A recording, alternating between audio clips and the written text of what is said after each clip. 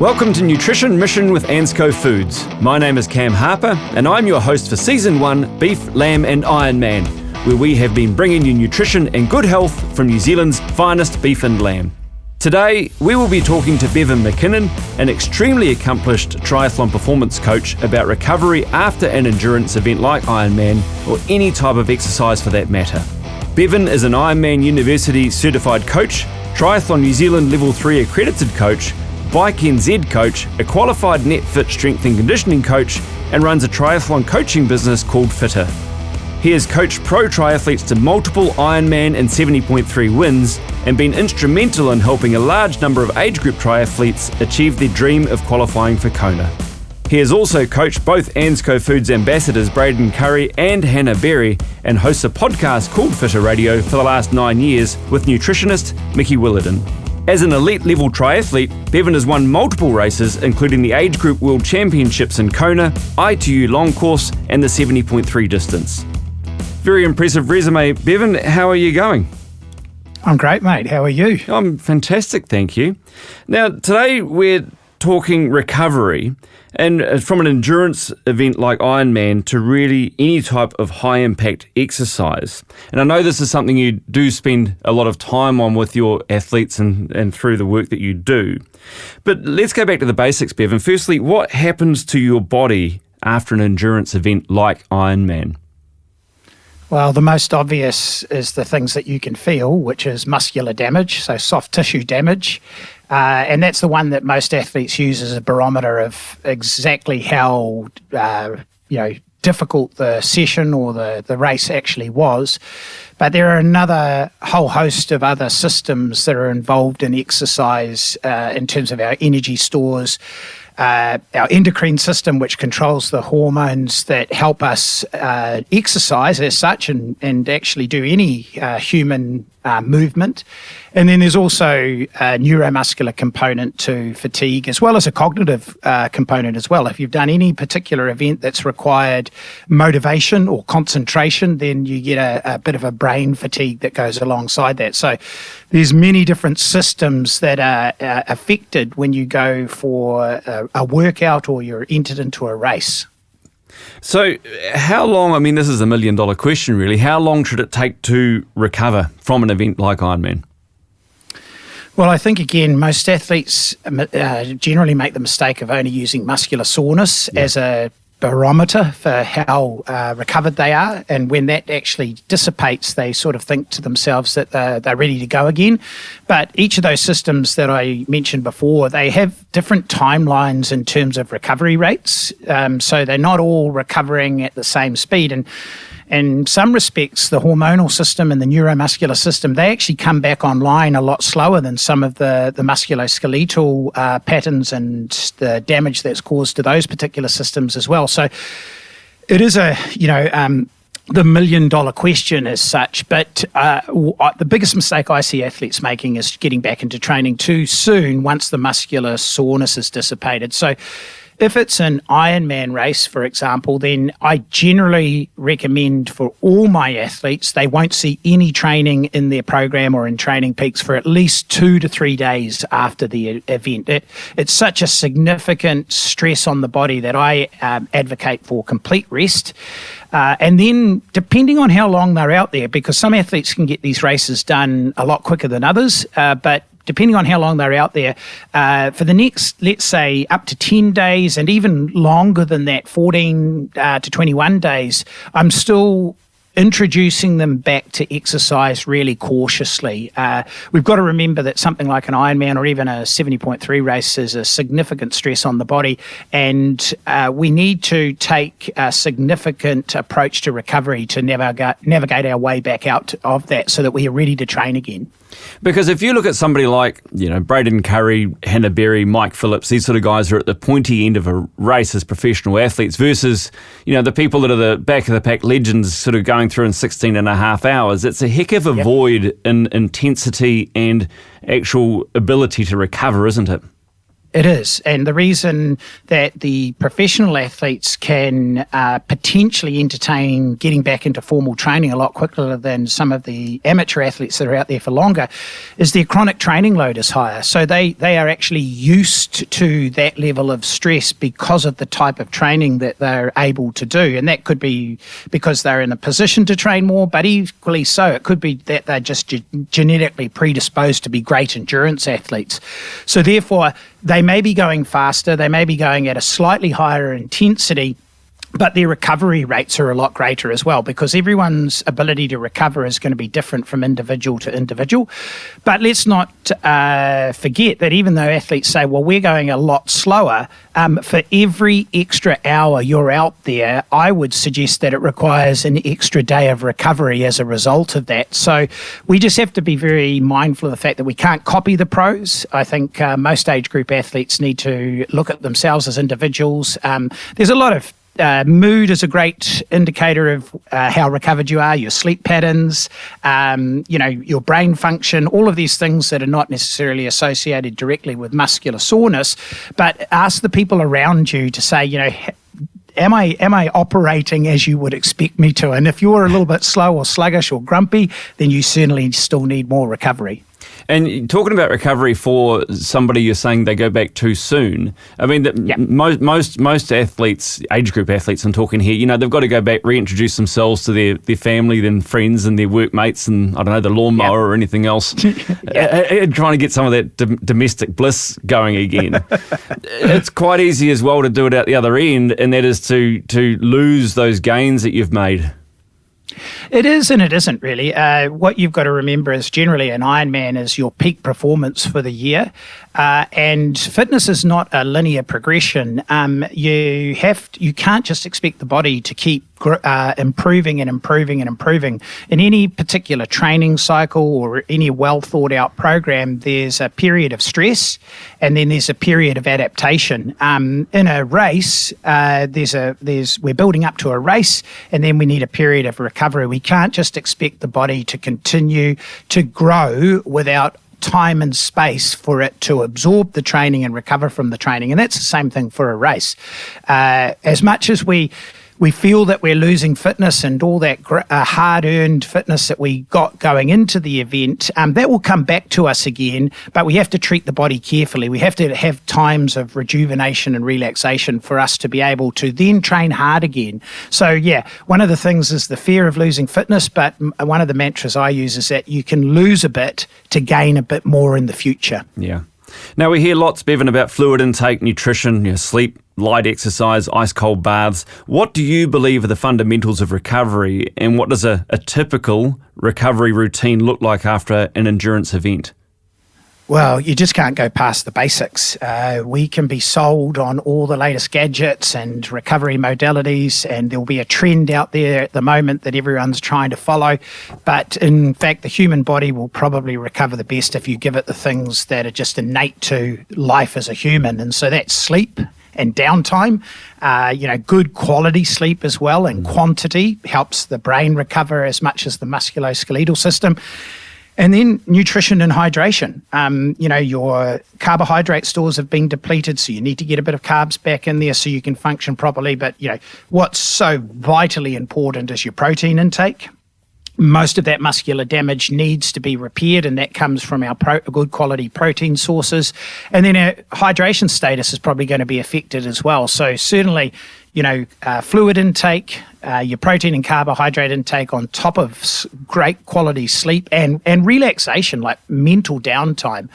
And then you can consider some of the more niche modalities there. If there's a lot of inflammation floating around, maybe some cold water therapy. I would even say active recovery is not necessarily high on the list, but certainly once after that, 2 to 3 days post-race, you start to do some active movement, gentle movement, not necessarily training.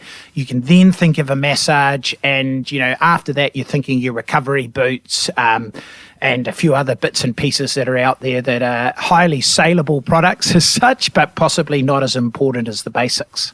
So what role does nutrition play in the recovery process, Bevan? We know protein is a critical component to that.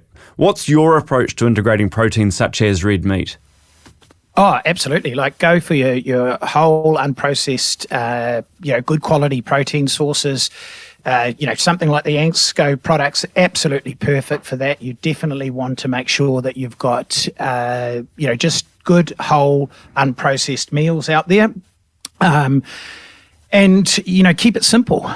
Shop around the outskirts of the supermarket so that you're getting your good whole grains and vegetables and fruits and, as I say, your proteins. And you don't have to go much more complex than that. Recovery shakes for sure because they're immediate and they're available to people, almost immediately after the event. So the sooner that you can start that nutritional recovery, the better. But as I say, I'm very much an advocate of keeping it simple. No, that makes a lot of sense. The other thing that makes me wonder is age. So, somebody I always think to myself, as we start aging a wee bit, Bevan. Yeah, Cam, I know what you're talking about. You see someone that might be 25 and you think to yourself back when you're 25, I can't really remember that far back, but you think back to when you're 25, you could recover from anything quite quickly. Your body would adapt so fast and you seem to be able to naturally get away with it, as opposed to somebody in their 50s, 60s or beyond. Yeah, I think that's just coming down to the fact that our physical capacity is diminishing a little bit as we get older, but it doesn't mean that we need to take a different nutritional approach to the recovery processes. I think what we have to understand is, we bounce back a bit quicker. We seem to have a little bit more energy. The vitality of youth is there, but it doesn't mean that we need to, we can avoid the simple recovery strategies that I've just mentioned. I think they're applicable across any generation. And what about recovery routines for different types of events or distances? I mean, if you look at Ironman versus 70.3, maybe versus a sprint try versus, a multi-day endurance event or whatever it is, you've got to have to adjust that recovery routine. Yeah, only in terms of how long, in terms of the days post-event, really. But I don't think the nutrition recovery component of it or how you're actually going to cautiously treat your body differs at all. I think all those modalities that I actually mentioned are still relevant. For the shorter events, generally the intensity's higher. So that comes with an extra stress. But for the longer events, the intensity's a bit lower, but the duration is the extra stress.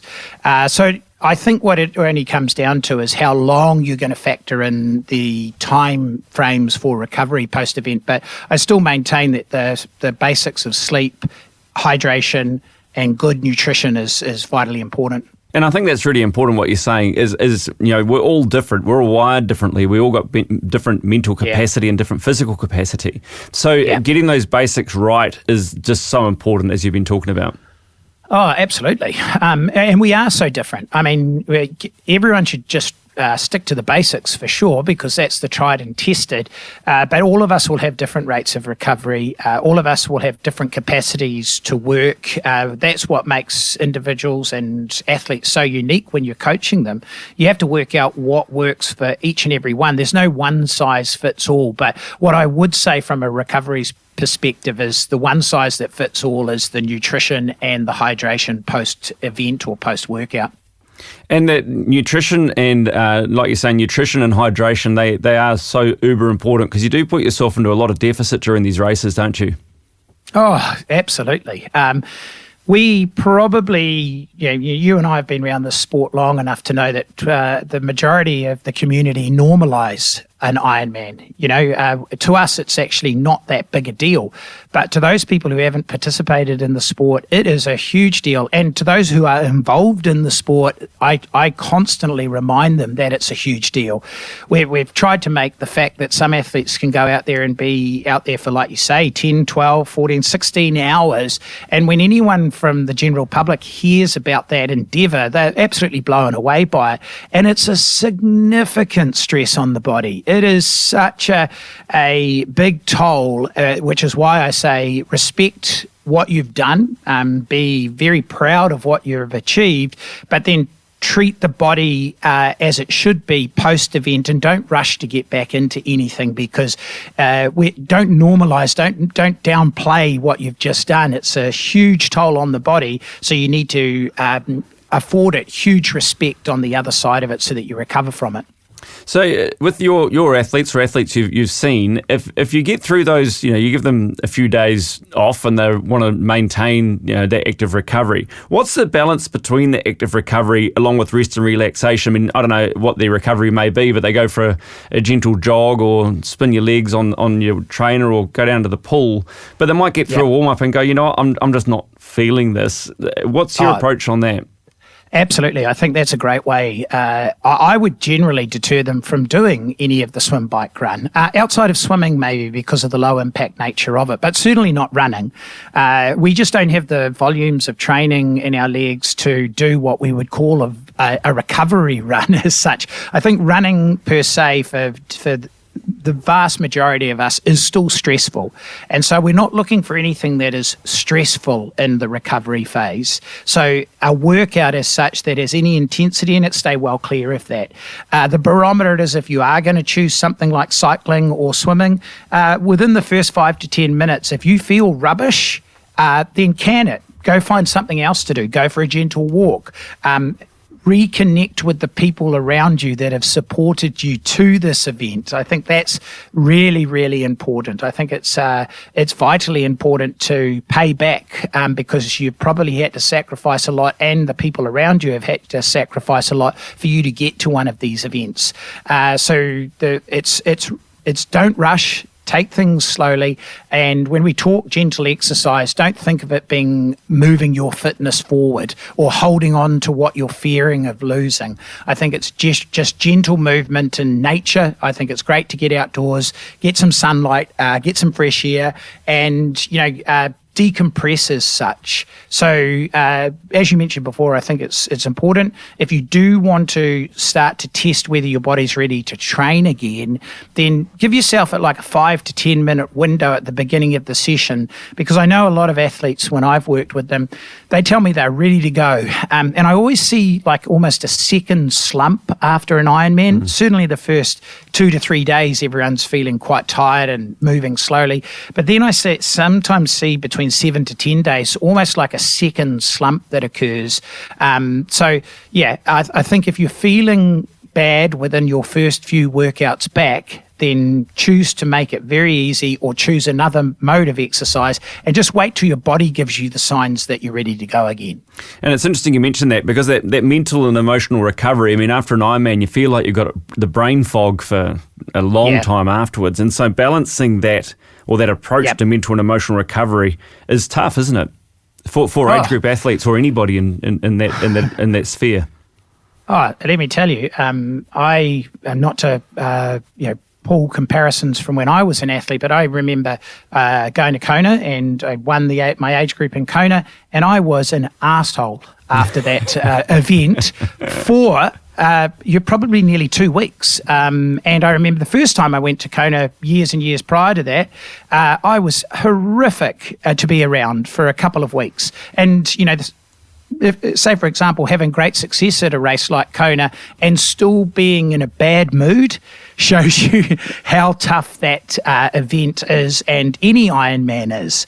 So, certainly recharging emotionally, taking time to allow your mood to come back into line as well. That's a great barometer.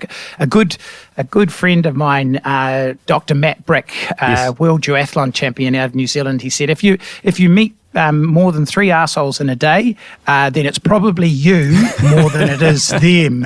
And it's a great barometer to ask yourself, how recovered am I emotionally? Because that's a good sign that your body's playing catch up. So if you've got somebody that is playing catch up and they're at you going, Bevan, I'm ready. Come on, let me out. I want to get on the pitch. I want to get back into this. I want to enter this event. And, people can be over eager. How do you determine when they are ready to go again? Well, what I like to do is use a mix of data. As much as we get the sort of subjective feedback from the athlete, we also want to mix it in with some of the technology that's available to us now. So one of the things I use is resting heart rate and heart rate variability, which is a measure of the state of the autonomic nervous system. Are we still in fight or flight, or are we in a more rest and digest mode? And if we can take the athlete's feedback, because sometimes they're not as good at being honest with themselves. They're always racing to get back into work. They, very rarely tell you they're tired. They don't tell you when they've got a niggle.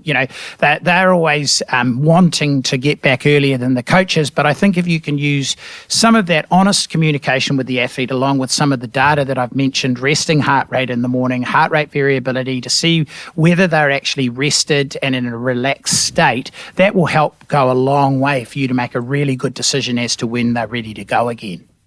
It's interesting too, Bevan, Meredith Kessler, who we both know well, multiple-time winner at Ironman New Zealand. She was just out here recently at Nutrigrain Ironman New Zealand. And she had told me once, and I think she's done I'm going to say 75 Ironman, something like that now. Knows herself incredibly well, mum to 2 kids now. But she says that she always does what she calls a web session. And web stands for why even bother. And it's basically her warm-up. And she always does the warm-up. And then after that, she goes, you know what, I'm just not feeling it. Or you know what, I've actually come good through my warm-up, and away she goes. And being able to have that be wired for that self-preservation takes you a long way as an individual athlete, doesn't it?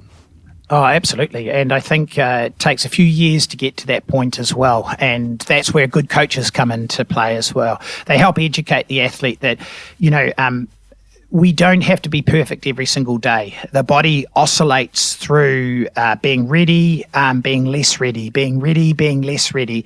It's hard to predict at times. We do a lot to try to predict that, but at times we have other external factors as amateur athletes. We've got relationships, we've got family, we've got work pressures, we've got social lives, we've got a whole host of other things that we can't measure with our Garmin's on our wrists or any other of the devices that we have to measure what we're doing in training. So it's hard to predict, but with good communication between yourself and honest communication with your coach, you should be able to get to a point where you actually realize sometimes you'll get fitter by not training. And that's the key here.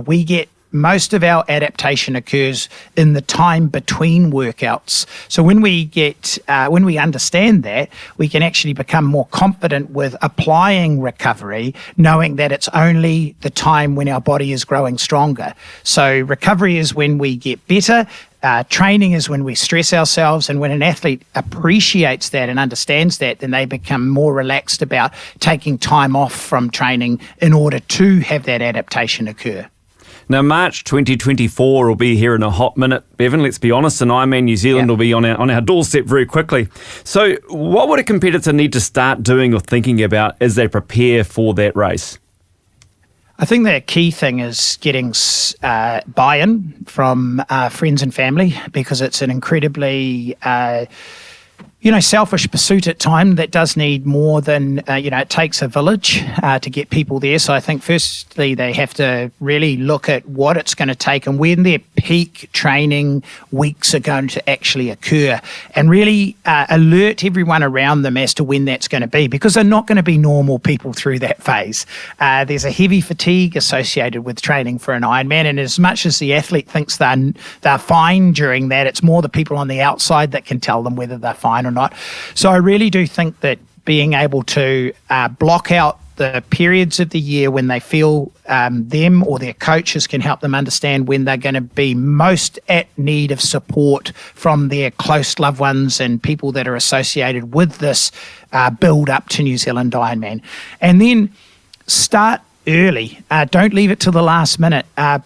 Progressive overload's really important in order to avoid illness and injury. So you're right. I mean, it might be that we've only just had New Zealand Ironman and the next one is relatively far away, but it's going to come around quickly.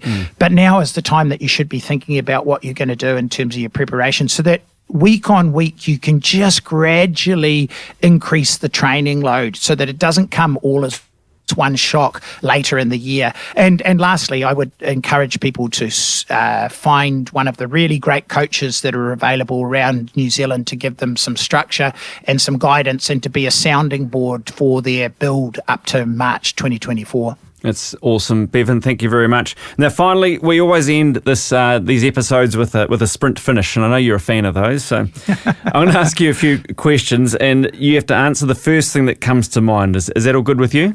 Yeah, no problems. Okay. So, number one, are you a morning person or a night person? absolute morning person. What's your favourite hobby that's not sport? Listening to music. Is nutrition an art or a science? It's a bit of both, really, but I would suspect that the majority of age group athletes could understand the science more in order to avoid illness and injury. So I'm going to say apply nutrition science, and I think you're going to have a better long-term outcome from your training. So you're off to a barbecue. What meat do you take? Oh, it's a tomahawk steak. Yeah. That's good, eh? I love it. And with that tomahawk steak, how do you have it? Well done, medium or rare? Medium rare every time. Yeah, you can't go wrong with that, can you? No. Oh, I love I'm it. hungry now. Yes. I'm hungry now, Cam. I know. That's the issue. I actually had a steak sandwich for breakfast. Did because you? we had steak. Yes, from a barbecue the night before. I had a steak sandwich for breakfast. So there you go. I'm not lying. I got to say, a steak Sammy for breakfast after the barbecue the night before is one of my favourite things of all time. Absolutely. Yeah, Can't go wrong. You can't go wrong. Well, Bevan, thank you so much for your time. Really appreciate it. No problems, mate. We have made it to the finish line of the final podcast in our series of Nutrition Mission with Ansco Foods, Season 1, Beef, Lamb and Ironman. Thank you, Bevan, for joining us, and thank you for tuning in to Nutrition Mission with Ansco Foods. If you enjoyed our podcast and want to find out more, head to anscofoods.com/Ironman for more insights and news. Subscribe to our Nutrition Mission with Ansco Foods podcast and keep an ear out for the next series in the pipeline.